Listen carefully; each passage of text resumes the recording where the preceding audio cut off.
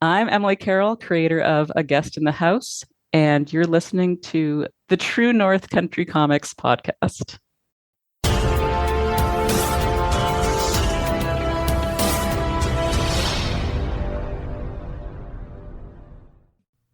Welcome to the True North Country Comics podcast, dedicated to promote Canadian comic book and graphic novel creators and supporters.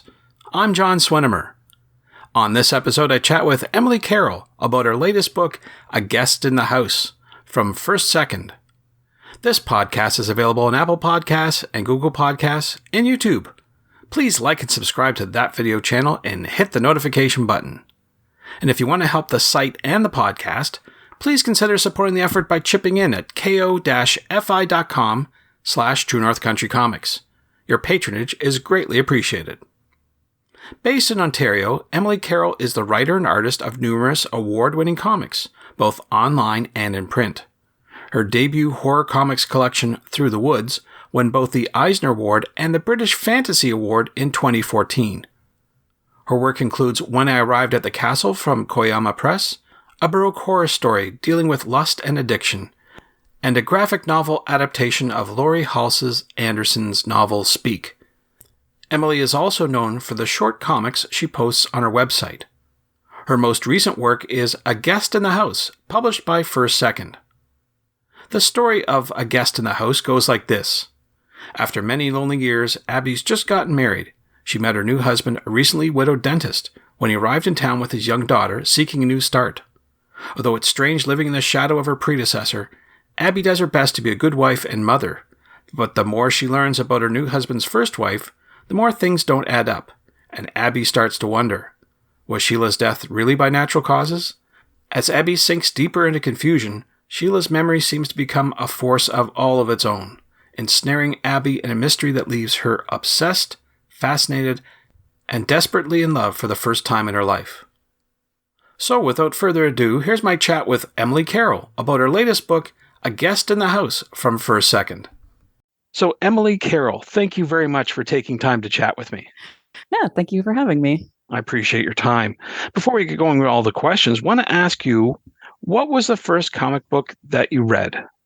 I mean, it's hard to pinpoint because I feel like I've been reading comics for forever. You know, you just read the newspaper comics when you were a kid every day, whether you like them or not. I would read them. I think probably the first comic I really got into was Archie comics. I can't pinpoint a specific one. And again, I don't even really know if I liked them. I just liked the art in them and they were just something to read and I like drawing. But I have an older brother and he would get Marvel and DC comics and stuff. So I would kind of take those comics from him and just read them. I would just read any comic. But I think, the ones that had the biggest influence on me, I suppose, were maybe Archie comics. But just because you could get them at, I don't know if you still can at the supermarket and stuff like that. So yeah, they're still at the checkouts, but those spinner racks are all pretty much gone these days, unfortunately. Yeah, exactly. So I would just my mom would get me something like that. But cool. I think those are probably the first ones I really read. Okay, well, those are good books when you're reading when you're a young person, but who or what inspires you to create today? It's another one that's like amorphous and hard to pin down. I think right now, probably comics wise, the stuff I find most influential is Berserk. I've been rereading Berserk over again, and I think it's influenced my drawing style right now. So I'm definitely drawing a bit differently based on Kentaro Miura's work, especially with monsters and stuff like that. And just in general, that's like one of my favorite comics of all time, obviously. Obviously it's a known masterpiece.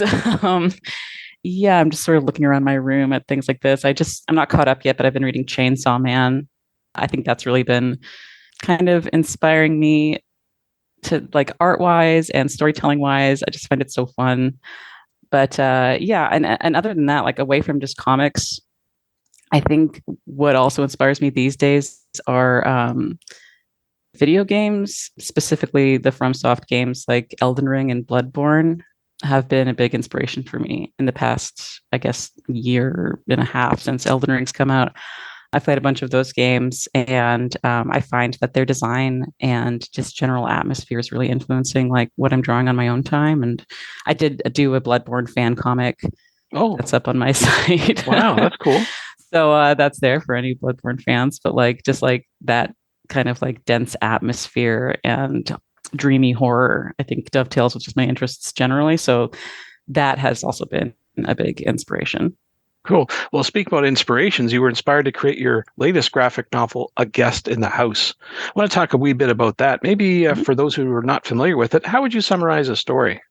I guess I would say it is about a young woman who gets married to a widower with a daughter and slowly becomes, it's like a gothic romance type setup, becomes obsessed with the mystery of his dead wife. So like sort of a classic setup, but it's sort of again, it's the same thing I was talking about with the other things. Like it has like a dreamy horror edge to it, and it's more of like a character study, I think, than like a full typical mystery or story.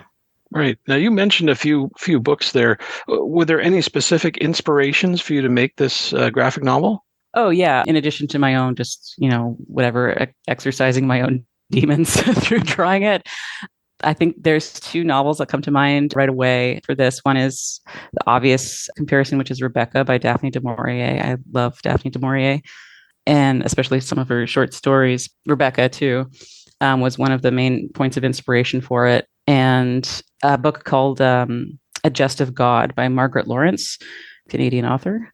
I read that book like, I don't know, maybe 10 years ago now. Jesus, 10 years ago now. And it's sort of like inspired me to do a similar thing. 'Cause that's about like a woman who's kind of secluded in a small town and she has this like rich interior fantasy life, which the protagonist of I Guess in the House also does, and is also in a small Canadian town. So I think that influenced that aspect of it. And it's sort of a blending of those two books, inspiration wise, and then just, scattered with my own usual stuff. That's cool. Now, there's a variety of different themes that run throughout the graphic novel. So I'm wondering, what is your hope that readers take away after reading the book? I mean, that's an interesting question because I've never actually really thought about that. In terms of my work, it's always just sort of like something I need to excise and get out. And then, because by the nature of creating art and creating comics, people can interpret it and take away whatever they want from it or whatever they do end up taking away from it. And so I think that used to really stress me out when I first started making comics. And gradually I had to sort of release that expectation because you can't control how people are affected or how people take things or whatever. And it's just beyond your control. And that's the nature of putting art out in the world. And so I guess my hope is for a kind of dreaminess. Like I always sort of want, for not always, but for a lot of my comics, I want this like that feeling of when you have like a really either good or really weird or really scary dream and you wake up and it's still like sort of clinging to you and sort of like a miasma around your head throughout the day. I guess like that sort of nebulous feeling is what I hope to accomplish with the book, is that it's like just something that kind of lingers and that you can go back in and reread it, see things differently, or that there is some like, I guess, unresolved atmospheric residue when you're done it. And you can only hope when you make stuff that like the people who are going to get it really get it, and that the people who don't like it, move on and find something they do like. But I think just like that residual feeling, I'll call Okay. it. Sure, sure. Now, you mentioned art, and there's definitely a dramatic change as the book is presented. The real Mm. life, I'll put in quotation marks, and then the fantasy life becomes more vibrant, more colorful. So, with that in mind, I Mm-hmm. wonder if you could talk a wee bit about the tools you use to create your art. This one was created completely digitally. In the past, I have another book that came out about in 2014 called Through the Woods, which was all I used to only ink by hand and then I would color digitally. This one was fully digital. So I would sketch it out in a clip studio and then I think inked it in Photoshop. And then I would do tones and colors in Photoshop. But I have like a library of graphite smudges and watercolor textures and stuff that I overlay on all my stuff just to kind of like unify it a bit, make it look a little bit more organic, take away like the, clear smoothness of digital coloring. But it's sort of trial and error, like trying to figure out how a style is going to look. I approach it individually for each comic because I like to change the style from comic cut to comic. And as an artist, you only have like you can push yourself to do something new, but you only have like limited skills at any certain point in time. So like it took a while of trial and error to even figure out what the characters were going to look like, what the main character was going to look like, what line quality I wanted. So like, I just downloaded a lot of brushes.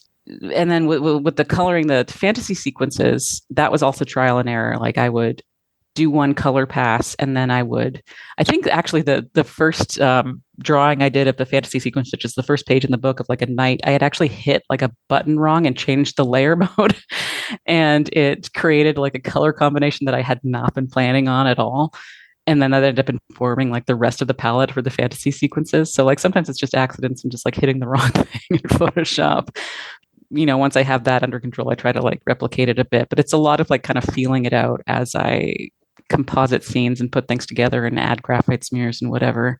And that is a process that happens with each new comic I do. I want to make it look distinct and figure out how, like, I want the art to serve the atmosphere of the story I'm telling and not just like retrofit how I always draw into whatever story I'm writing. Yeah, it sounds like you did a lot of trial and error to get it just the right way. So how long did it take you, would you say, from inception to the finished product? I mean, like, I think I had like the first ideas for this book, like I say, back in 2014 or something like that. It was completely different. And I didn't really start working on it because I did other books in the meantime. So I think I mostly worked on this over the pandemic, though I started it in 2019. And then I finished it in 2 years ago now, so in 2021. So I think it's probably 3 or 4 years. It's hard to really discern because I sort of work on things as I'm working on other things. And yeah, and also the pandemic, every time becomes completely syrupy and I can't remember exactly the timeline of things. Right. Sure. But around that in there, that's when I drew it and wrote it. So it took a while because like I would go back and like change sequences, take things out, redo things. But yeah, years. Okay. Yeah, no, it's not a judgment. I'm just curious to no, not at all. It's just weird to think about. Yeah. Like within that time period because it is such a odd, singular span of time. And also, this was my first graphic novel where I was writing and drawing it because I've illustrated other people's books at that length or longer, but this was my first one that I was just writing myself. So I think that made it take longer than it normally would have. Ah, okay. Now that you seem to have got a more comfort level, I guess, with these digital tools, do you find, or do you anticipate with your next project that it'll be easier going, or do you think you'll still do that trial and error to get it just right? Oh yeah, no, I'll always do trial and error. Like it's always like a new thing to approach with, like, and I mean, I'm very rudimentary with like drawing digitally. Like I need to ask my friends for some tips on how to like color faster, for example, or whatever. But like every comic I do, I like go in phases of like, oh, I only want to use like this pen. I want to use this style of art. I think that's also just to make it interesting for myself. But it's because I approach stories sort of like as like puzzles that I'm going to solve, or especially with like the art, like how am I going to make this? How am I going to execute what I have in my head with my human hands? Like, I mean, like with the technical skill I have, where can I push myself? Where should I like just accept that I can't, draw XYZ? So, but yeah, no, it'll always be trial and error. Sure. Well, speaking of what's coming up, I'm wondering, do you have any other up and coming projects that you can talk about? That I can talk about. Not on the horizon currently. I'm working on stuff, but it's still, I guess, still in the trial and error phase of, working on stories. I have a bunch of stories written and some of them penciled out. That's one of the things that I'm trying to do is pencil everything out in advance so that when it comes time to draw it, I can just like ink and I won't have to like figure it out on the go. But I think that figuring it out on the go is just part of my work style and makes it interesting to me. So, but I do have sort of things on the go, short stories, but like I don't know if I'm going to take them to completion yet. So I'm still working on other stuff. Good, good. Now, here's something a little bit off the beaten path. I've been asking creators about the use of AI in comic book creation. So I want to get your take. Do you think that AI is helpful or harmful to comic book creation? Oh no, I think it sucks. I am so I am not on board on it at all. No, I would never use it. I don't see the use of it, and I don't know. It's sort of I can't fault people for getting excited about it because it's like a cool trick to use, I guess. But like, all I see is just like art that's being like shoveled into the churn of it and the energy usage that it takes, and just I am not a fan. I'm not on board. I certainly won't be using it. Okay, no, that's very Yeah. valid. I appreciate your viewpoint on it for sure, for sure. So we were talking about future projects, and certainly we want people to find out what's going on right now. So do you have a website where you recommend that people go to find out more about your current and your future projects? Yes, I do. It's Carroll, CARROLL.com. I need to update it because it's a little out of date. But it'll list my books that are in print there, and also my there's some like art from me, some fan art, and also my web comics, because I have a bunch of web comics that are just available online. They're all free, and they go back like 10 years or something like this at this point. So those will always be up there, and they're usually, I think all the ones up there are horror based or at least weird. That's where those are. That's where the Bloodborne comic is and all that kind of stuff. So Thanks to Emily for the chat.